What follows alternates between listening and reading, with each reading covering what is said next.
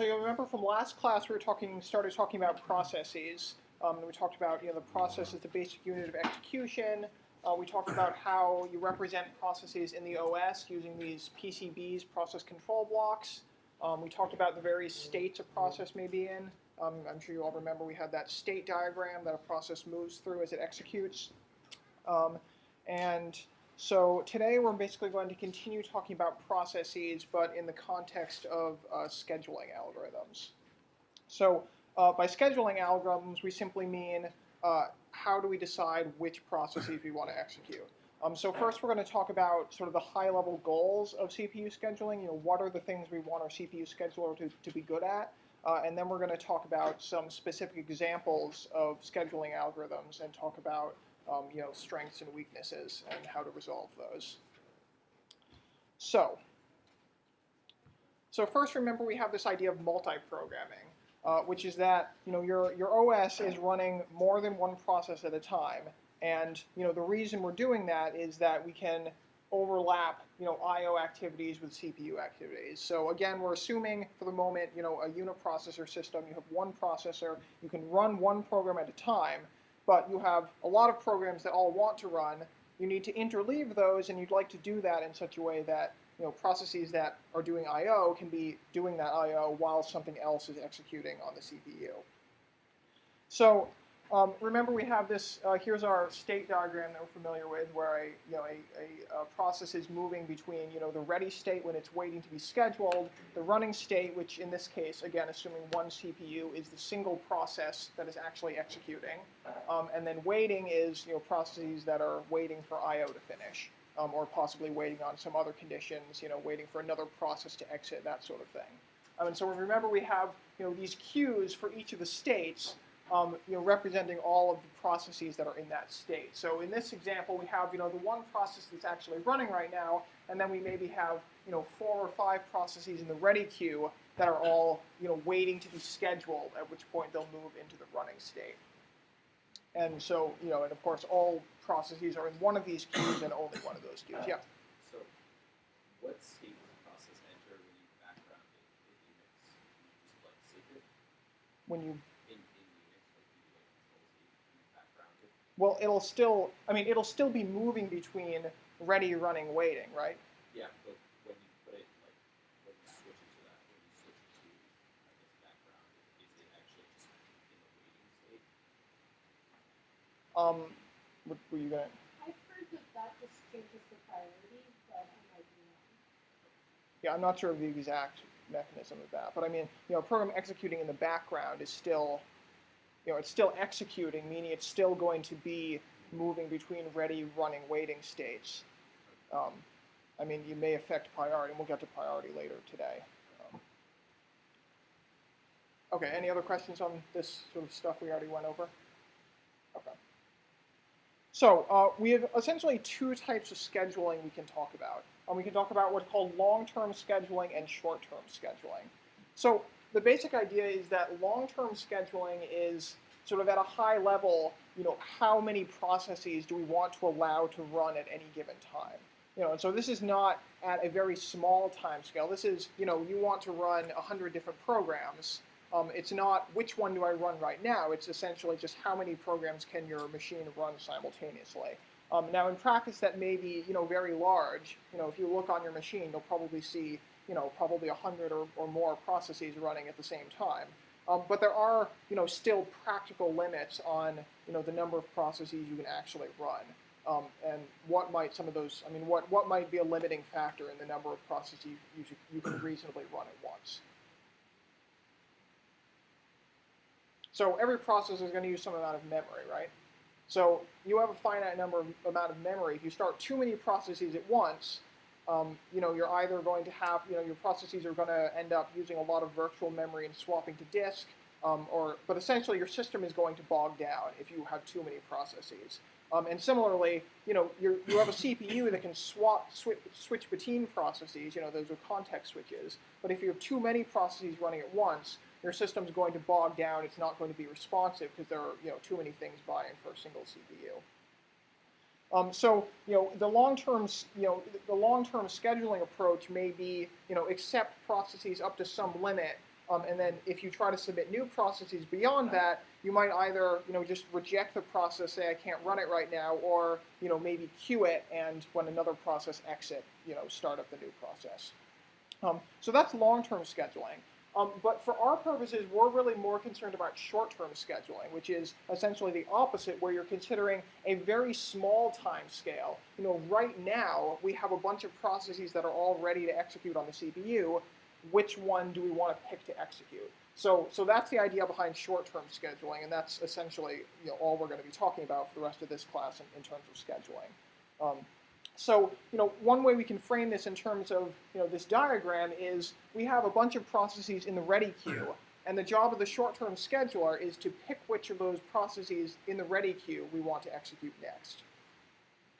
So in designing the short-term scheduler, we essentially need to consider what are the goals of the scheduler. What are the metrics that we want the scheduler to be good at. Can anyone think of one example of what you might want your scheduler to do? Or what's some measure of how well your scheduler is doing? Yeah. Average waiting time. Average waiting time. What do you mean by waiting time? How long it takes for a process to get populated.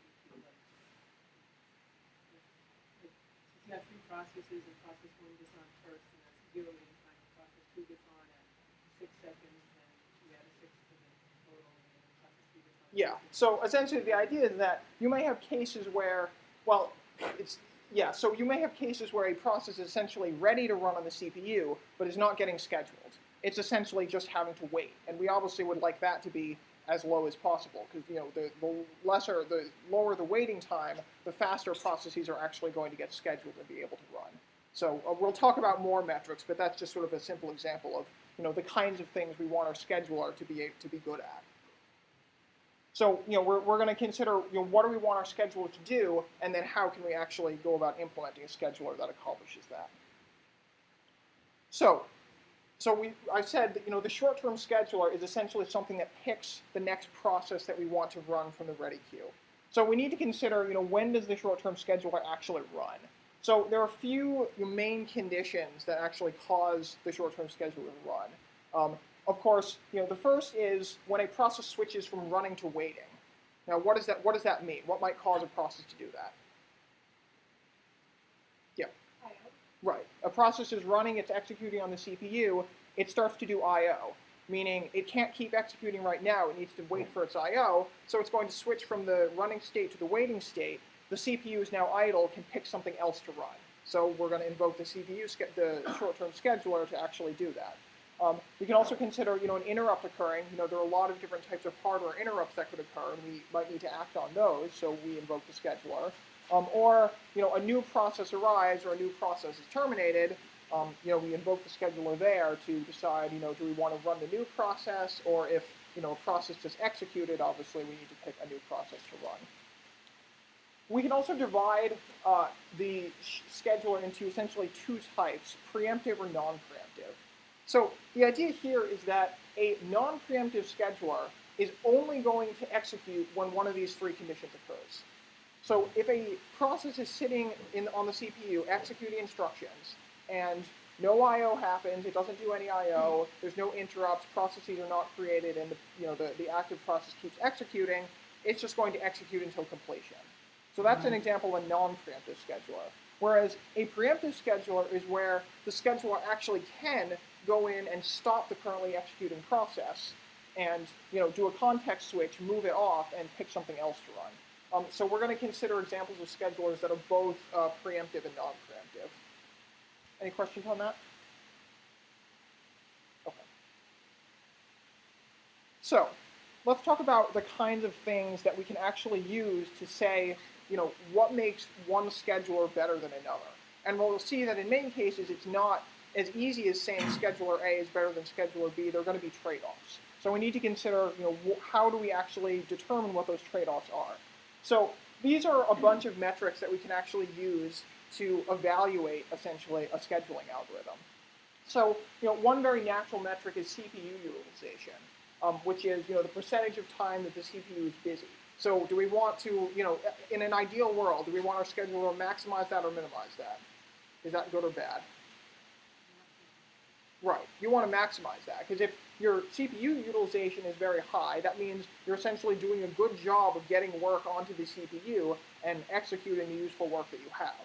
Now, obviously, if your utilization is 100% at all the times, it may mean your system is overloaded, but it does mean that your scheduler is doing as good a job as it can of getting through the work that it has. So that's one metric. Another metric is throughput. So you have a bunch of processes that are executing, and you of course want those processes to finish as fast as possible. So throughput, a very easy way to define that is in some time unit, how many processes are actually completing. So is that a good thing? Do we want that to be high or low? Is throughput good or bad? Right. We want to complete as many processes as possible, in as short a time as possible. We can also consider turnaround time, which is sort of like throughput. So when you start up a process, you start it up at some time, and then it's going to end at some other time. And the duration is, that duration, the start time to the end time is the turnaround time. And that's because, remember, we have lots of processes executing, so the turnaround time is not just how long it takes that process to execute. It's how long it took that process to execute plus all the time the process was not doing anything because something else was executing on the CPU. And so that's, again, what we mean by waiting time. And so then the fourth metric up here is, I just mentioned it, waiting time, which is the total amount that the process is in the ready queue. Now, remember, this is a little subtly different because the waiting state for a process means that the process cannot continue because it's waiting for some other condition. So, that's not under the scheduler's control. So we really care about when a process is in the ready queue and is saying, I'm ready to be scheduled as soon as possible. If it's sitting there and not being scheduled, that's essentially, the scheduler not doing as good a job as maybe it could do. Of course, we have one CPU, there's only so much the scheduler can do, but that's, again, something that we want to minimize. We want waiting time to be as low as possible. And then finally, response time, which is, when you start a process, it's basically how quickly does it respond, which you can sort of informally define as running its next I/O request. So, when you move your mouse, there's some response time between when you do that and when the cursor moves on the screen. And another example, maybe say you start some really long-running job, that does a lot of computation and I/O and everything, and it outputs its progress, very quickly and essentially, continually updates. That would be an example of something with good response time as opposed to something that may execute faster and complete relatively quickly, but if it has, if it gives no output, then it may have a low response time. So, these are all, useful metrics. So, why is it that we don't just basically try to optimize for everything? I sort of already mentioned this, but yeah. Right, exactly. Essentially, just about any time you choose to optimize something, it's going to be, at the cost of something else. So, we're going to talk about what a lot of those trade-offs are. So, as a simple example, and also what you want to optimize is going to depend on what you expect your system to be doing. So, as an example, let's consider a system that's doing mostly I/O-bound jobs. So, not a lot of CPU-bound jobs, just a lot of jobs that do a lot of I/O. Suppose we wanted to maximize CPU utilization. Is that going to be very useful or not very useful for a system that's doing mostly I/O-bound jobs? What do you think? Yeah. What? Not very useful.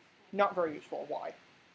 Because you're constantly having the CPU run other jobs. When the job completes its I/O, it's then going to need to run it again. Right, exactly. So if all your jobs are essentially waiting for I/O, and that's what's determining how long it takes to finish them, then you essentially want to get your jobs, doing I/O, and if you're, heavily utilizing your CPU, maybe that's not actually that helpful.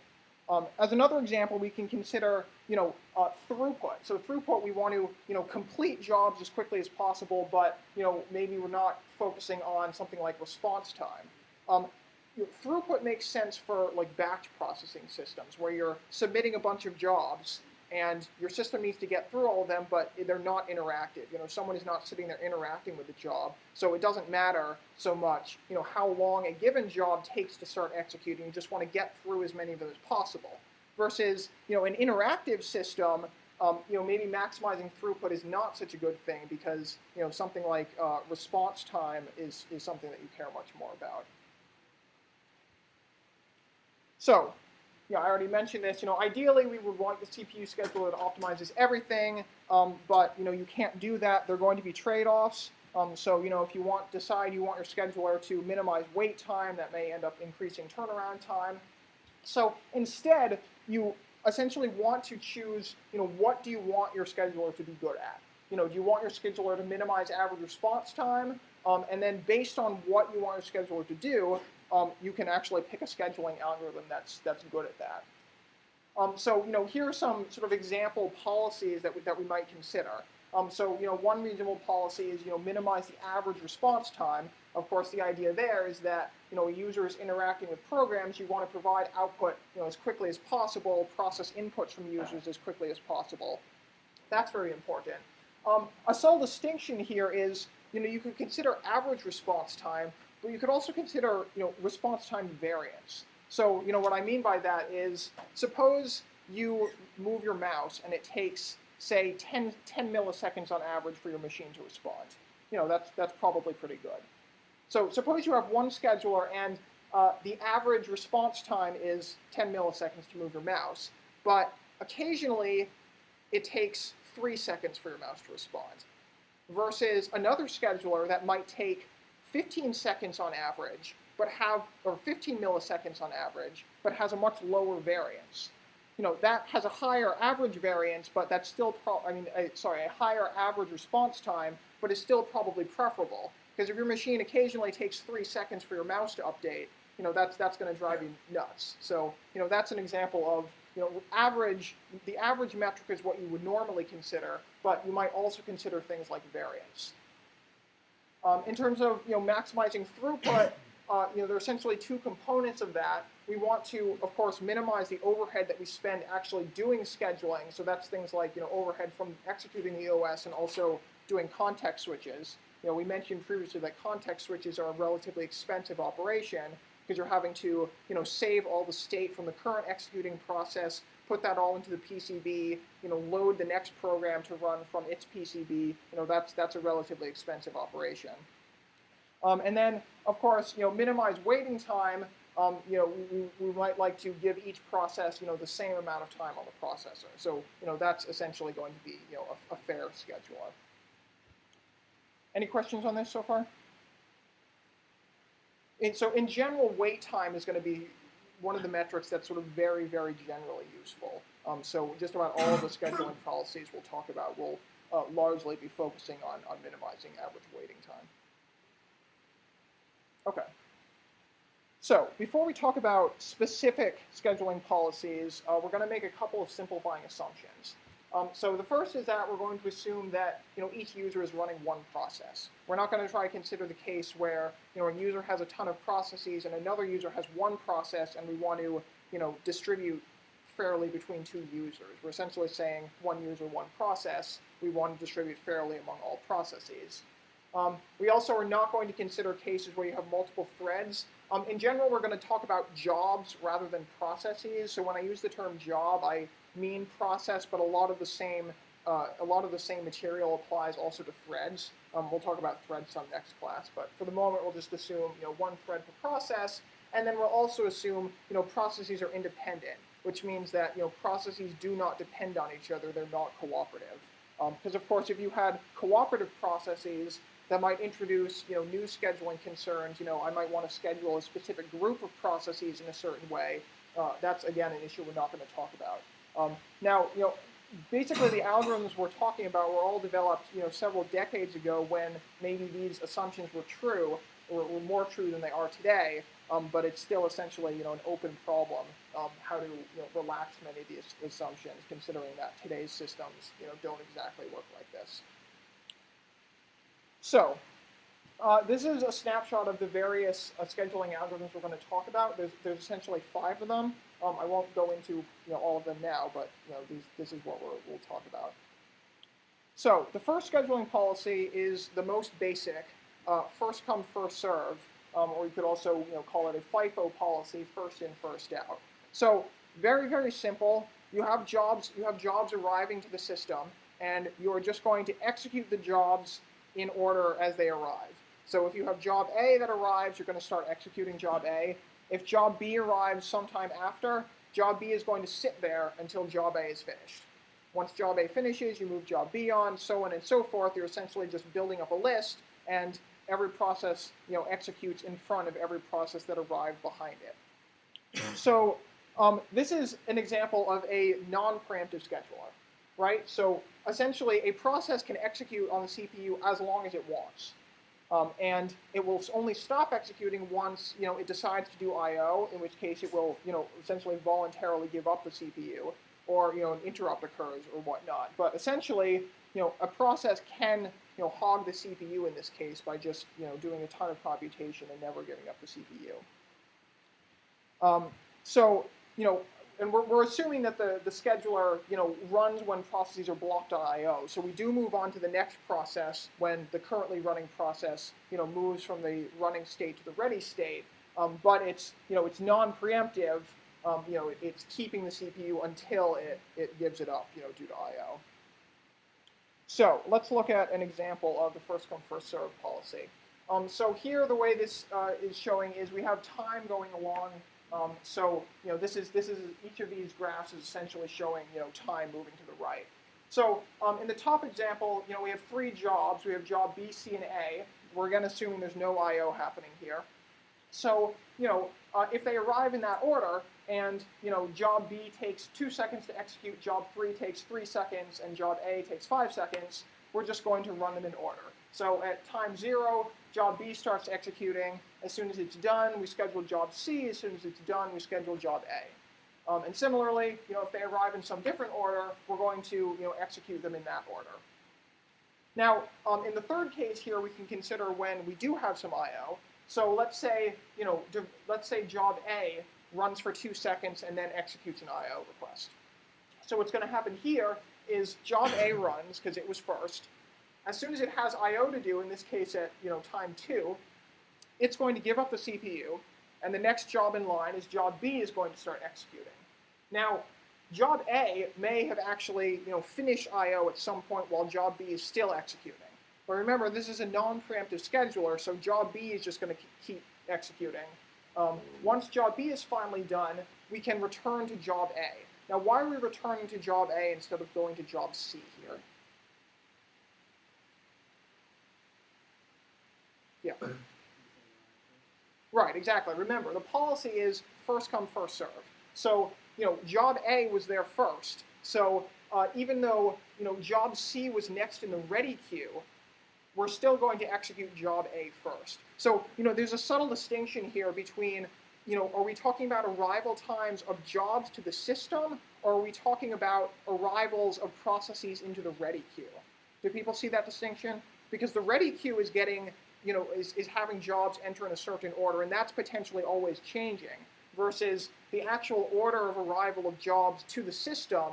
A job has one point of arrival to the entire system, even though it's moving in and out of the ready queue. Does that make sense to people?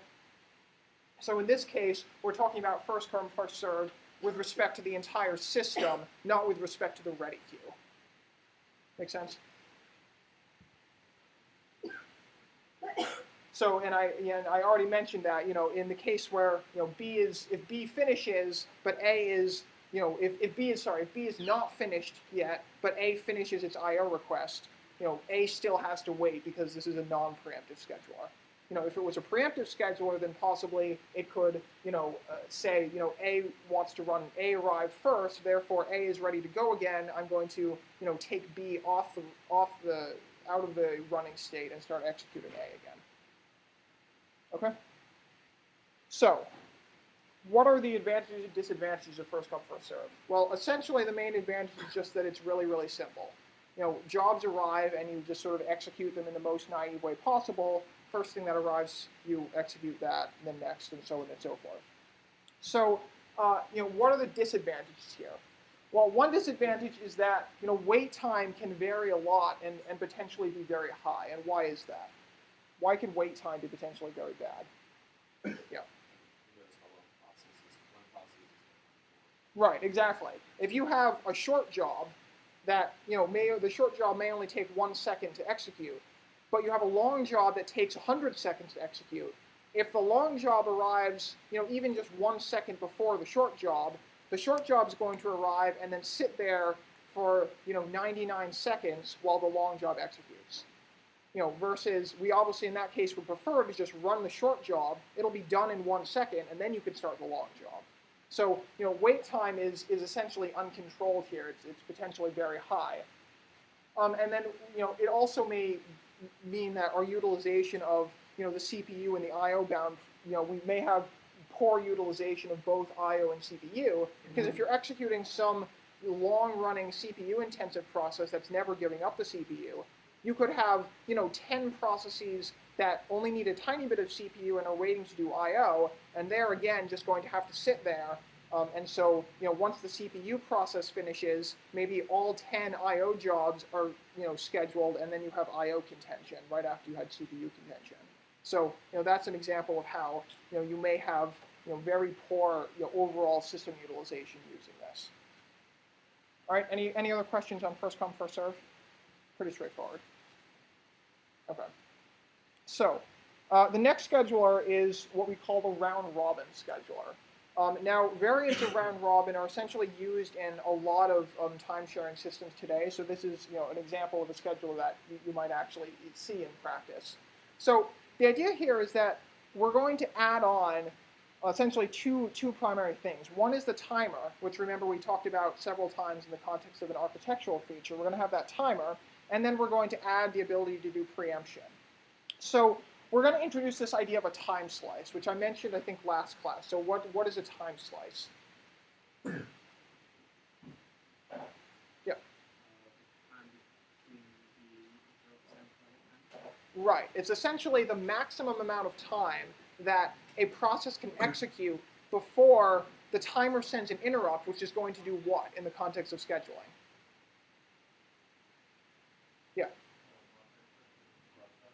Well, maybe, but it might cause a context switch, but it essentially means the CPU has the option of calling a context switch because it's going to invoke the short-term scheduler. Right, so we have this timer, and it's issuing interrupts every so often. When that occurs, the scheduler can, if it wants to, move the current process off and start executing some other process. Yeah. It's sort of like what we're going to do. How do you mean?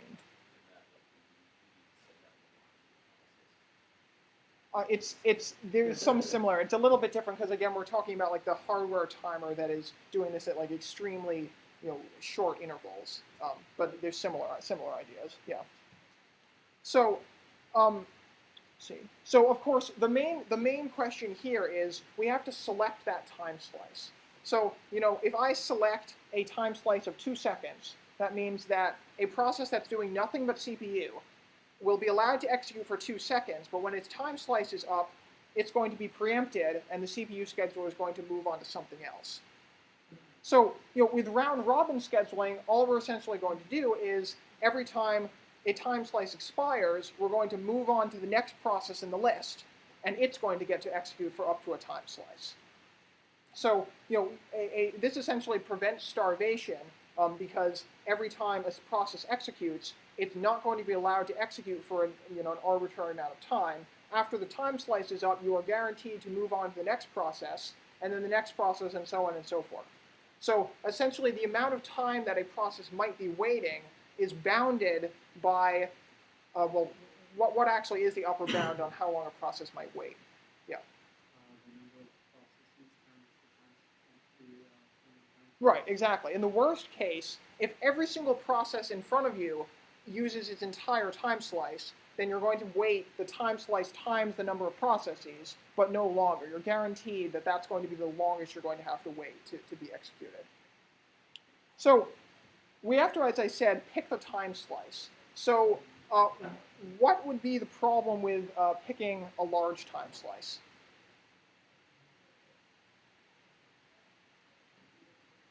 Well, here's a different question. What happens if you pick an arbitrarily large time slice? What if your time slice is 24 hours, assuming your processes don't run for more than 24 hours? Yeah. Right, exactly. with a large time slice, the problem is your waiting time is suffering because, as I mentioned a second ago, your waiting time is essentially controlled by the time slice. If you make the time slice arbitrarily large, the round-robin scheduler essentially becomes first come, first serve. Because if the time slice is so large that you never actually preempt the process, then you're doing the exact same thing you were doing in first come, first serve. Does that make sense to people? So, large time slice is bad. So, that might suggest that what we want to do is make a really small time slice. What is the potential problem with doing a really tiny time slice? Yeah. Right, exactly. Every time we're doing every time an interrupt occurs and we do a context switch, or rather, every time we do a context switch, we're adding some overhead because a context switch, involves bookkeeping of the PCB and all. So essentially, the shorter the time slice, the more context switches we're going to do, and that's essentially just adding pure overhead to the system that will, could otherwise be spent doing useful work. So that's essentially the trade-off here. We want a time slice that's not so large that waiting time is unacceptably high, but not so small that you're spending a significant amount of CPU time just performing context switches. So, real systems need to actually balance these two concerns. And, typically a system might do something like choosing a time slice where, the context switch is maybe, 1% of the time slice. So, for example, a typical time slice might be maybe 10 to 100 milliseconds, in which, the time to do a context switch might be, 0.1 to 1 millisecond. So, based on the amount of time that your context switch takes to execute, you can essentially pick a time slice that will ensure that you're spending, a specified, it's essentially a tax. You're spending, in this case, maybe a 1% tax performing those context switches in order to get, acceptable waiting time. So, bottom line here, advantages of round-robin scheduling. It's fair because you're never going to be able to starve a job. A job will always get to run eventually with a, bounded upper bound. Every process gets an equal shot at the CPU, but the disadvantage is that, average waiting time can be bad, or potentially if average waiting time is very low, you might be paying, very high overhead in terms of context switches for doing that. Any questions on that? Okay, so let's walk through a few actual examples of this. So far I've just sort of, said how these work, but let's actually, calculate some numbers for these. So in this example, let's say we have, 5 jobs labeled 1 through 5, and each job is going to take 10 seconds to execute. We're going to assume they're not doing any I/O, so just 10 seconds of CPU time to finish each job. We're going to have a time slice of 1 second for the round-robin case, and again, and we're going to essentially exclude the time of context switching for the moment, because that, obviously in a real system you have to account for that, but for our purposes we're just going to assume context switches are free for the moment. So let's consider the completion time for first come first serve. So what job is going to execute first, assuming job 1, they arrive at the same time, but obviously they're put into the ready queue in some order, and we can just assume that job 1 is first in the ready queue. So right, so job 1 is the first in the ready queue, so job 1 is going to execute. And how long is it going to take, or what's going to happen? How long is job 1 going to take to finish? Yeah, right, 100. So this is very basic. We're not using time slices in first come first serve. Job 1 was first. It executes until it either gives up the CPU or finishes, basically. So job 1 is going to execute. At 100 seconds, job 1 is done. So what's going to execute next? Job 2 will execute and will finish when? After, at time 200. Right. At time 200, job 2 is done. Then job 3 executes. Another 100 seconds, so on and so forth. And we get this. So, job 1 was done after 100 seconds. Job 5, the last job, was done after 500 seconds. The first 400 seconds of that was just waiting for the first 4 jobs to finish. And then, the average waiting time is just the sum of those divided by the number of jobs, which is, 300. So now let's consider the round-robin case. So, again, we assume that the jobs arrive into the ready queue with the same order. So what's going to start executing first? Yeah. Right. Job 1 is going to execute for how long? Right. Job 1 executes for 1 second because that's the time slice. So once its time slice is up, the CPU is going to interrupt it, is going to preempt it, and move on to what? Job 2. So after 1 second, job 1 has executed for 1 second, and now you're switching to job 2. Job 2 is also going to execute for the time slice, 1 second, and then you're going to switch to job 3, so on and so forth. So, after 5 seconds, every single job has executed for 1 second. So, well, here's the easiest question. So when are all 5 of the jobs going to be done? Yeah. Right, exactly. At 500 seconds, same as in the first come, first serve case, everything's done. But when is, say, the 4th job going to finish? So at 500 seconds, the 5th job is finished. It just finished the 100th round through the circuit. Yeah. For which job?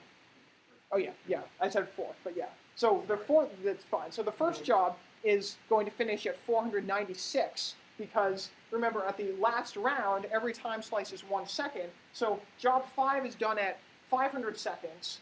Job 4 finished 1 second earlier in the same round, 499.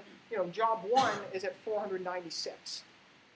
Does that make sense to everyone? Because everything is executing, you're executing series of time slices. Every 5 seconds, every process has accomplished 1 second of work. And so it's only at the very last round through the time slices that the jobs are all going to complete one at a time. Questions on this? Okay, so now let's consider the wait time. So remember, the wait time is essentially how much time the process is spent not doing useful work. So what is the wait time for process 1 in first come, first serve? 0, right. Process 1 doesn't have to wait at all. If process 1 starts executing immediately and finishes as soon as, runs its 100 seconds immediately and is done, it didn't wait at all. So how about process 2 in first come, first serve? How long did that wait for? 100, yeah. So process 1 executed for 100 seconds, and while that was executing, process 2 was waiting. So that's wait time, is 100 seconds. Now, how can we actually, there's essentially a very simple way that we can just compute the wait time given what we already have up here. So how can we compute the amount of time that a process spent waiting, given that we know when it finished and how long it was? Yeah. The completion time of the previous job. Well, that's true for first come, first serve in this case, right? But in the case of round robin, right, like you're interleaving the processes, so they're all executing in sequence, but they're being interleaved, so it's not quite that. Yeah. So it would be the completion time minus the length of the job is the amount of time spent waiting? Right. Yeah. So the amount of time you spent waiting is simply, how long did it take you to complete? In the case of, say, job 5 for, round robin, let's say, it took 500 seconds for that to complete, and the job length was 100. So we know that of those 500 seconds it took for the job to finish, 100 seconds were spent doing useful work on job 5. So of course, everything else, the other 400 seconds, were spent waiting. So, essentially the wait time is simply the completion time of the job minus the length of the job, and then also you might say minus the arrival time of the job, right? Because all of these processes arrived at time 0. But let's sketch that. So essentially, the wait time is simply completion time minus the duration of the job minus the arrival time. And so, given the completion time and the length, it's essentially trivial to just directly compute, the wait time. Does that make sense to everyone? Any questions on that?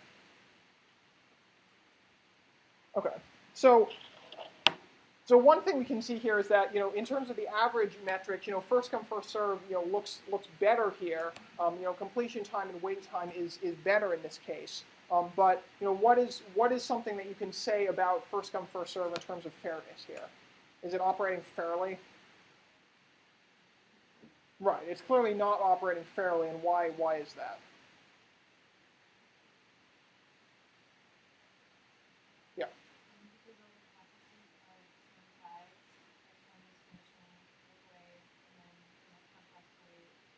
Right, exactly. So all these jobs arrived at the same time. They're all the same length. There's no reason we should necessarily favor one over the other. But in first come, first serve, we're just sort of executing them in a relatively arbitrary order. And so some processes may get to go very fast. Other processes may have to wait a very long time. So in this particular example, round robin is sort of is sort of dealing with everyone equally, although in this particular case, everyone ends up waiting longer on average than in the first come, first served case. But let's look at a second example when we have jobs of different lengths. So in this example, we have, again, jobs 1 through 5, but here they have lengths 50, 40, 30, 20, 10, and then everything else is going to be the same. We're assuming no I/O, and time slice 1 second, and context switches are free. So let's consider, again, first come, first serve. Who's going to execute first? Job 1, and it's going to finish when? Right. So job 1 is going to finish in 50 seconds, and then who's going to execute next? Right. Job 2 is going to run for 40 seconds, so it'll finish at 90. Then job 3 executes for 30 seconds, finish at 120, so on and so forth. Pretty basic there. We're just adding them up, and we get the completion times of each of the jobs. Now, how about round robin? So remember, for the round robin, we're going to start executing job 1 for 1 second, its time slice, and then you're going to switch to job 2, 1 second, and so on and so forth. So what is the first job that's going to finish? Yeah. Right. Job 5 is going to finish because every 5 seconds you spend is 1 time slice for each of the 5 jobs. And so how long is it going to take for the 5th job to finish, given that the 5th job needs to complete 10 seconds of work to be done? Yeah. Right. So after 50 seconds, job 5 is going to be done. And so once job 5 is done, remember you are, again, executing your time slices, but only with 4 processes now. So how long is it going to take for job 4 to do another 10 seconds of work? Yeah. So 90, yeah. So basically 44. So job 5 finished in 50 seconds because it took 5 seconds to get through a time slice for every process. Once job 5 is done, you now only have 4 processes executing. So it takes 4 seconds for each process to do a unit of work. So for job 4 to get through 10 more seconds of work, it's going to take 10 times 4, 40 seconds more. So that'll be 90 seconds. Job 4 finishes. We've now got 3 jobs left. It's going to take 3 seconds for each job to do 1 second of work. So 120, and then 20 seconds, and then finally for the last 10 seconds, job 1 is the only one running, so it obviously takes 10 seconds more for that to finish. This makes sense to everyone? Okay. And then wait time, we can, again, essentially calculate directly as we did before by, in the case of job 1, job 1 completed in the round robin case at 150 seconds, and of that, it spent 50 seconds actually executing, so its waiting time was 100. Versus job 5 in the round robin case, it finished after 50 seconds and was a 10-second job, so its waiting time is 40 seconds. Any questions on that? Okay. So that is it for round robin. So let's move on to the next scheduling algorithm. So the next scheduler is what we call shortest job first. So the idea here is that you have a bunch of jobs, and they all have some amount of essentially CPU work to do until either they finish or they give up the CPU because they need to do I/O. So the idea is that shortest job first means you are going to execute the job that has the least amount of work to do before it's done using the CPU, and you can move on to the next one. So there are a couple of advantages to doing it this way. So probably the main advantage is that this is provably optimal in terms of minimizing wait time. And there's a very simple way that you can sort of see that, a very simple argument. So suppose you have a whole bunch of processes, and you're considering any pair of processes and deciding which one should run first. So let's say you have process A and B, and you want to decide which should run first. Now suppose one of them is longer than the other. One of them is going to take longer to execute than the other. If you want to minimize waiting time, which one should you execute first, the longer process or the shorter process? Right. If you execute the shorter process first, waiting time is always going to be less. So essentially you can take a collection of processes and immediately say that if you execute the shortest one first, that is always going to give you the shortest possible waiting time. So that's the main advantage of shortest job first. Now we can consider this both in a preemptive and a non-preemptive way. Shortest job first essentially refers to the non-preemptive version, where we're just taking a process, the shortest process, executing it until it's done, then moving on to the next one. We can also consider a preemptive variant, which is usually called shortest remaining time first, or SRTF. And so there we again have the notion of a time slice, where after a time slice is up, we invoke the scheduler and we might preempt that process for something else. So say we have two processes with a completion time of 10 and 20. We start executing the process with a completion time of 10 because that's less. But say that 2 seconds later, you got a new job that has a completion time of 3 seconds. So in that case, if you are using preemption, then you may end up rescheduling the newly arrived job that has a shorter time in favor of the original job that, when it was scheduled, had the shortest time. So that's essentially the difference between the preemptive and the non-preemptive case. Yeah. Yes, we'll get to that in a second. So one thing that we get from doing SJF is that IO-bound jobs are essentially getting priority over CPU-bound jobs. And why is that? Yeah.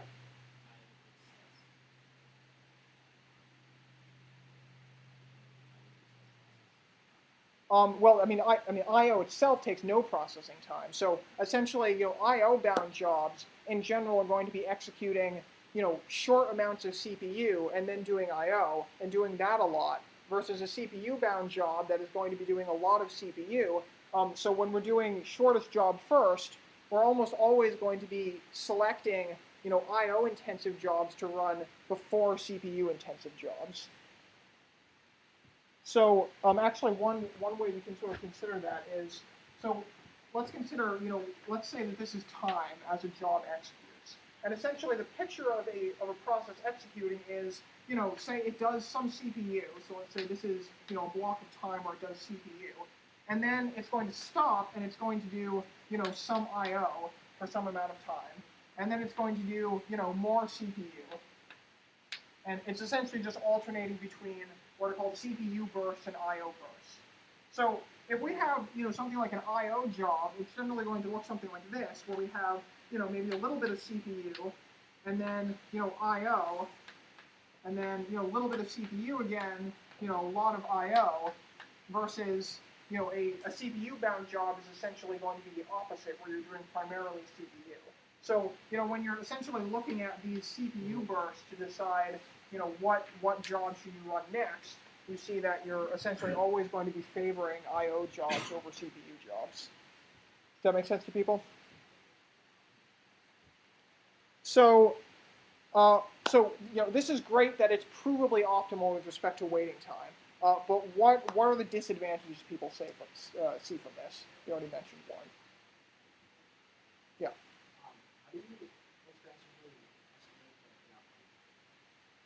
Great answer to my question, which was, what is a problem here? How do you estimate how much work is left to be done? And in practice, the answer is, well, you can't really. unless you essentially have some way to predict the future and say how long a job is going to require, you don't know that. So that's a major problem, is that you essentially can't implement this exactly as we've described it, because there's no way to actually know how long a process is going to need to take in the future. So that's one major problem. What's the other major problem? Yeah. Jobs that require CPU. Right, exactly. The second problem is essentially that you can have what's called starvation. And by starvation, we mean if we have long-running CPU jobs, if they require a lot of CPU, they're going to have very low scheduling priority. So if you have a long-running CPU job and a constant influx of I/O jobs that are going to be scheduled first, you could potentially never actually get around to scheduling that CPU job. So that's the second major problem here, is that depending on the makeup of jobs in the system, the long-running CPU jobs may never actually get to execute. So those are essentially the two big problems with shortest job first. Is starvation and essentially requiring knowledge of the future in order to actually decide how long something needs to execute. So let's look at an example of that. So in this example, we again have 5 jobs with lengths 50 through 10. Time slice is again 1 second. Context switch is 0. So here we have first come first serve and round robin are what we already figured out. So let's consider shortest job first. So if these are our jobs, what's going to execute first?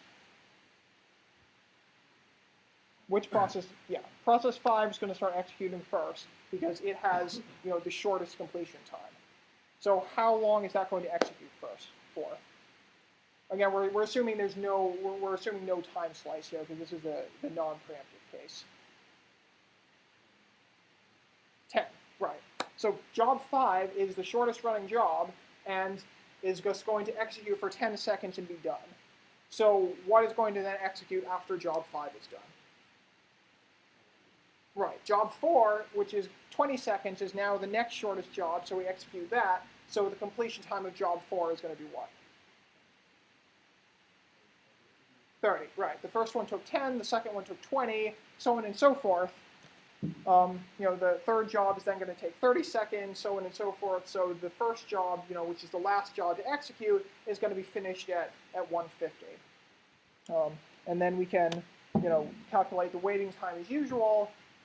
Job 5 has no waiting time because it executes immediately. Job 1 has a waiting time of 100 before it executes for 50 seconds. So this is the shortest job first case. If we look at the shortest remaining time first, which is again the preemptive version, it's going to operate in exactly the same way, assuming that no new jobs are arriving.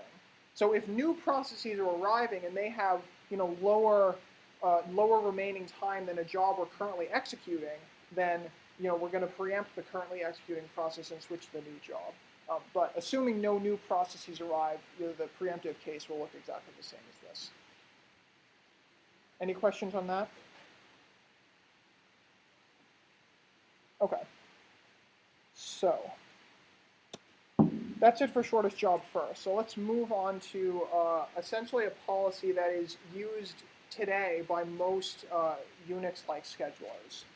So before I talk about what the scheduler actually is, let's talk about what we'd like the goals of a scheduler to be, considering what we've already talked about, first come first serve, round robin, and shortest job first. So the goals we would like is what was it that we really liked about shortest job first? What's the real benefit there? What's the nice property about that? Yeah. Right. It's essentially waiting time is provably optimal. Waiting time is very, very low. So shortest job first is great at optimizing the waiting time, but we have the two problems there. Is the possibility for starvation is problem 1, and the second problem is that it's essentially impossible to implement. You can't really do it in practice. So those are the sort of what we want and don't want from shortest job first. Now, one important thing, remember we talked about how your shortest job first is essentially favoring I/O jobs. Now, that was sort of a side effect of what we were doing, because if we're looking for shortest jobs, those will, in general, tend to be the I/O jobs. But is that actually a good thing to favor I/O jobs? Do we want to do that? Yeah. Not necessarily, because like if there was a mostly I/O job that just happened to have a big chunk of CPU at the beginning, it could still take a while.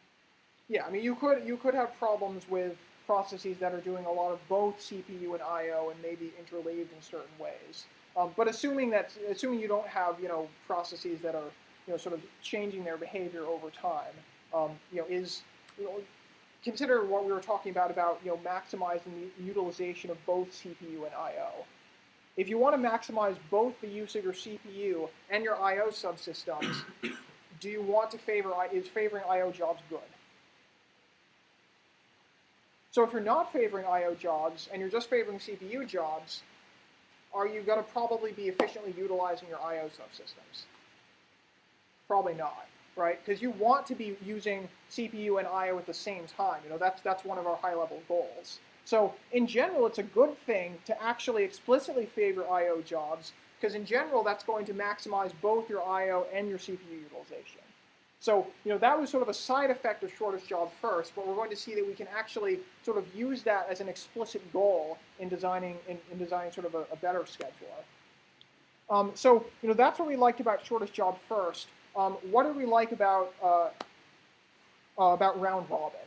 What was nice about that? Yeah. Right, exactly. The big thing that's good about round robin is it's totally fair. Everything is getting an equal share to use the CPU. No one is starvation is not possible. So we essentially would like to combine these aspects of round robin and shortest job first. So the main problem here is overcoming the problem in shortest job first that how can we actually know the job time? Because in practice we're not going to know that in advance. How long is this going to execute? So we can consider what do we actually know when processes are executing. So so we can consider what does the kernel actually see as processes execute rather than what might happen in the future. So the OS sees things like when a job is running and then moves to the wait queue, does I/O. The CPU, the OS sees when that happens. The OS sees when a job is performing a lot of computation without I/O. And so we're essentially going to be able to use that to essentially approximate shortest job first. And in particular, we're going to essentially explicitly favor I/O jobs. And in doing so, that's actually going to give us a pretty decent approximation of shortest job first. But the key point here is that we're going to be relying on past and current behavior processes, what they're doing right now, which we can observe, versus having to know in advance what the job length is going to be. So the way we're going to do this is using multiple queues with different priorities. So the actual scheduler is called multi-level feedback queues. So the idea is that we have a bunch of queues with processes in them, and each queue has a certain priority level. So in this example, let's say we have 4 queues with processes with jobs with priorities 1 through 4, and by convention, we'll say priority 1 is the highest priority. So those are the jobs we want to run the most. Priority 4 in this case is going to be the lowest priority.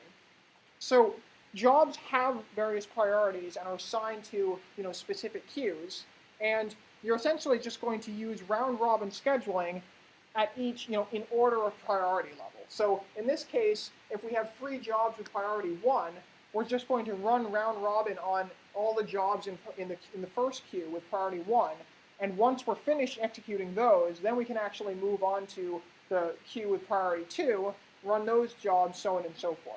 So you're always going to be running essentially jobs in the highest priority queue that they actually have jobs in. So one thing you should probably see immediately is that this still could potentially lead to starvation, because if you have high priority jobs at all times, then lower priority jobs are never going to run. We're also going to increase the time slice exponentially for each priority level. So the goal here is what we're trying to do is essentially put I/O jobs in high priority queues and CPU jobs in lower priority queues. And I'll talk in a second about how we actually do that. But just for the moment, assuming that that's true, assuming that we have I/O jobs, in the top queues and CPU-bound jobs in the bottom queues, why might it make sense to have the time slice be, larger for CPU jobs and I/O jobs? Yeah. The CPU jobs are going to use more time after CPU. Right. Exactly. They have 8 seconds to wait, but they still have to wait. Right, exactly. The I/O jobs in most cases are doing, this thing where they're doing little bursts of CPU and then going back to doing I/O, which is what they're doing most of the time. So we don't need to give those a lot of CPU time to actually enable them to keep working. Versus CPU-bound jobs actually do need big chunks of CPU time in order to advance. So that's why we essentially are going to give higher time slices to lower priorities. So now let's talk about how we can actually adjust those priorities. So the way we can do that is when you get a job, we're going to say it's just going to start in the highest priority queue. So every job that arrives is going to be put into the queue with priority 1. Now, so we're doing round robin scheduling. So we're giving each job in priority 1, the priority 1 queue, a specified time slice. And what we're going to do is when a job's time slice expires, we're going to drop its priority 1 level. Now, if a job's time slice expires, now what's sort of the intuition behind doing that? What does it mean if a job's time slice expires and it hasn't given up the CPU? Yeah. Right, exactly. What that means is that it essentially used all the CPU you gave it and didn't do I/O in any of that period. So it's probably a good bet that it's a reasonably CPU-intensive job because it used up its entire time slice. Versus a very highly I/O-bound job is often not going to use up its entire time slice. So if you don't use your entire time slice, and you end up doing a context switch because your job made an I/O request, then we're actually going to increase its priority level. Of course, up to the top priority level. You can't increase past there. But that's how you're going to essentially shift jobs between the priority levels. If you use up your entire time slice, you drop 1 in the priority level. If you don't use your entire time slice, you go up. So the end result of doing this is that CPU-bound jobs are going to quickly drop in priority, and I/O-bound jobs are going to increase.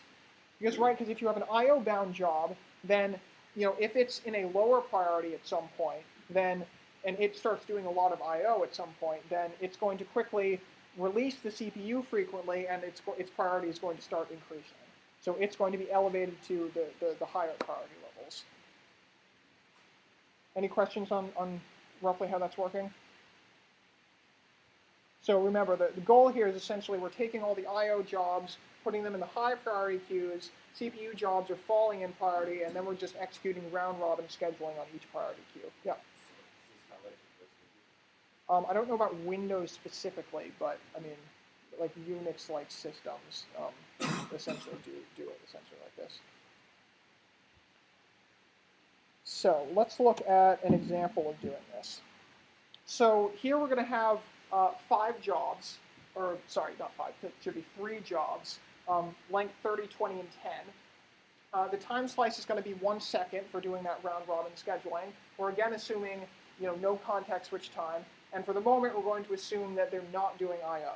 It's all CPU bound. And so, it's a multi-level feedback queue, so we have multiple queues. You could have any number of queues that you wanted. For this example, let's say we have 3 queues. So Q1 is the highest priority queue, and there the time slice is 1.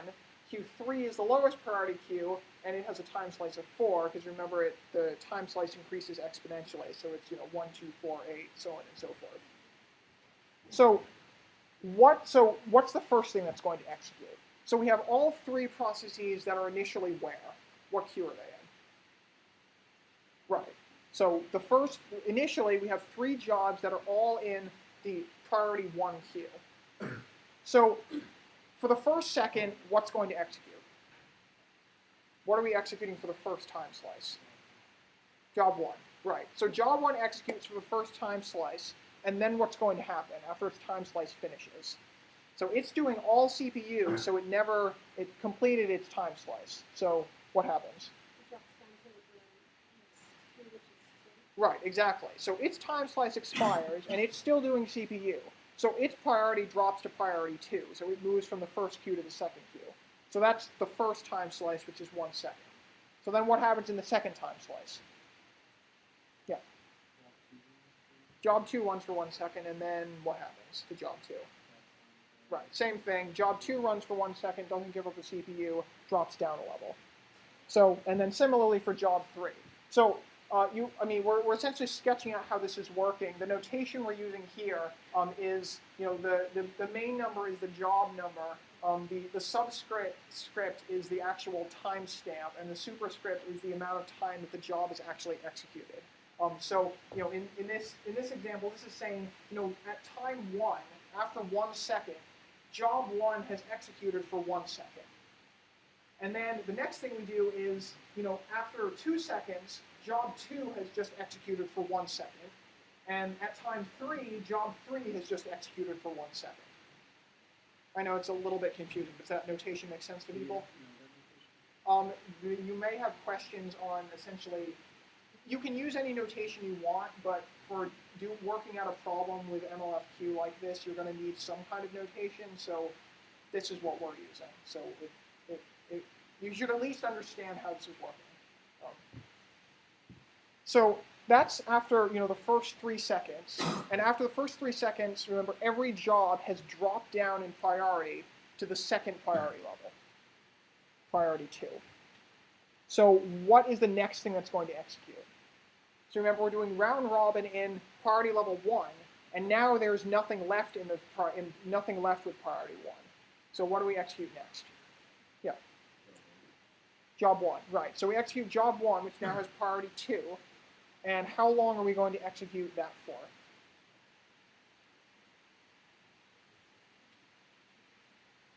2 seconds. So why is it 2 seconds? Right, because remember, we're now in the second priority queue, so the time slice is no longer 1 second, it's now 2 seconds. So we start executing job 1 again, because it's first in the job 2 queue, and we're going to execute that for 2 seconds. After 2 seconds, what's going to happen? Is it going to go down or up? Right, it's going to go down. Why? Right, again, there's no I.O. going on here. It's still doing just pure CPU computation. So it executes for 2 seconds and then falls again from priority level 2 to priority level 3.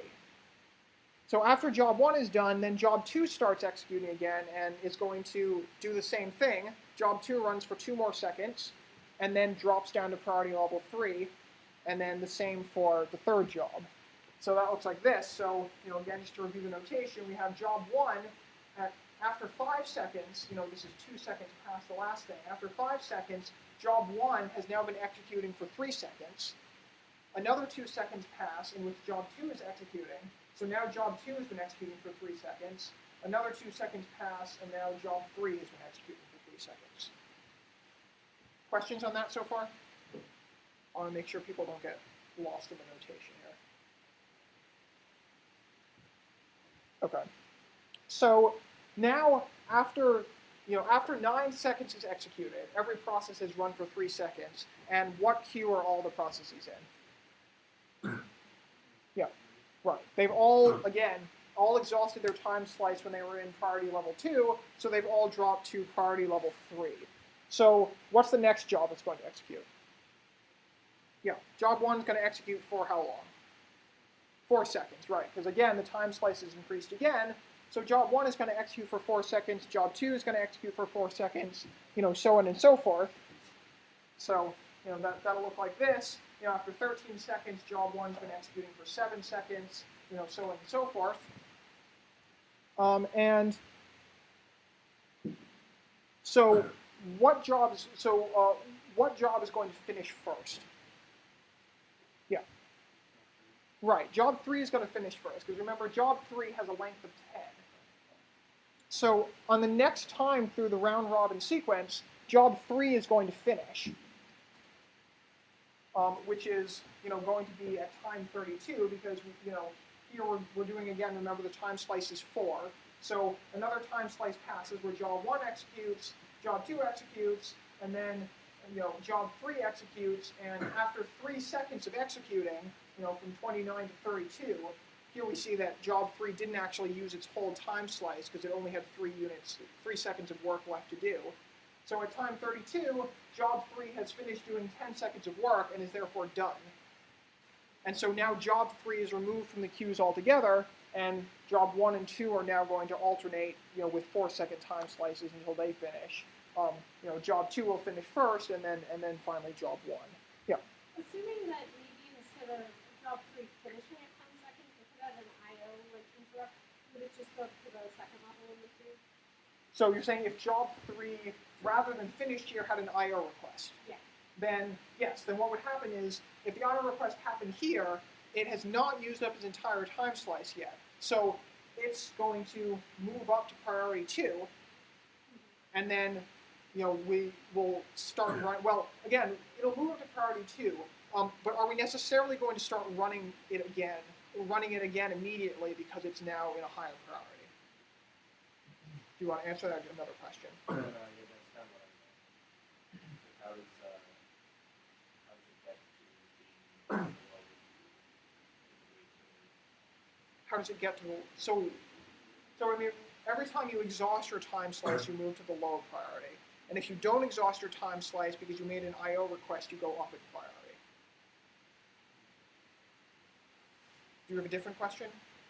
Yeah. I was like, does it execute everything in one and then wait for that to kind of? Yeah, if the queues are ordered right, because if you did Q1 and then Q2 and then Q3, you're essentially just doing regular round robin, right? You're just going through everything. So the point is that you're only executing everything in a higher priority queue before you even consider something in a lower priority queue. So this gets back to what I asked a second ago, which is, suppose job 3 did some IO and moved up to priority level 2. Are we going to start executing it immediately? Yeah. Maybe. Why maybe? Why might not you? Yep.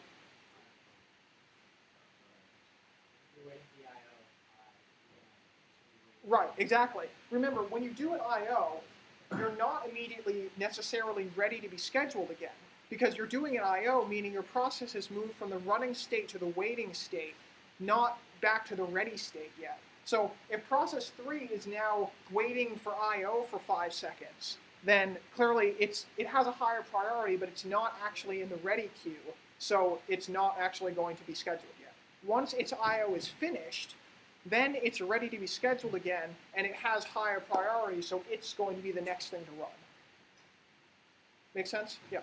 So after every completion, does scheduling need to check whether there's anything in the queues? Yes. Yeah, because essentially every time you have something in a higher queue, that's going to take precedence over anything in a lower queue. So once you get something in a higher queue, you're going to start executing it again.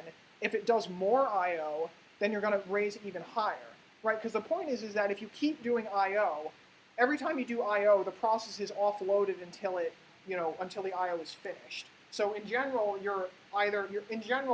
things in higher priority queues, you're quickly offloading from the CPU. They go do I/O, and you attend to things in lower priority queues which actually need more CPU time. So right, this is essentially how we're approximating shortest job first. Where things that are in higher priority queues never need to execute for very long. So in most cases, we don't actually need to spend very much time on them. We give them a little bit of CPU so that they can go off and do I/O again. And while they're doing I/O, we can deal with lower priority jobs that actually need more CPU time. Yeah. You said the lower priority queues have exponentially higher time slices? Yes. So we're assuming if it's 1 second, we actually do larger. Well, maybe. I mean, a millisecond could be an actual. I mean, it's a low time slice. I mean, I think I mentioned a few classes ago that at least in older versions of Linux, the time slice was, I think, 200 milliseconds. But yeah, I mean, you will, depending on what the base time slice is, you will actually increase it exponentially. What? Right. Yeah.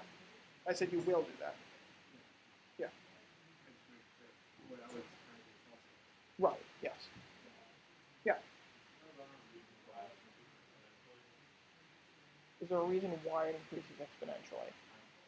Well, I mean, in a sense, it increases exponentially because you don't want to have essentially a huge number of queues to actually be able to, because as things continually drop, it gets harder and harder for them to drop further because the time slices get so long that you have so much time that it's very unlikely for you to drop further. If you increase the time slices very slowly, then you have a case where maybe a lot of jobs end up falling to the bottom and not being able to go any further because the time slice is not long enough. With an exponential, you essentially ensure that at some point you're not going to need a longer time slice for everything to either finish or do